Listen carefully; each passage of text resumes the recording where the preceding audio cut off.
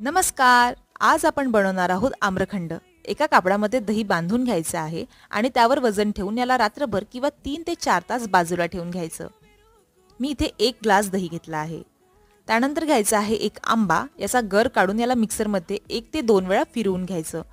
आता एका पॅनमध्ये ही प्युरी घ्यायची आणि यामध्ये घालायची आहे 1 वाटी पिठी साखर आणि याला थोडं थिक होईपर्यंत शिजवून घ्यायचं आहे.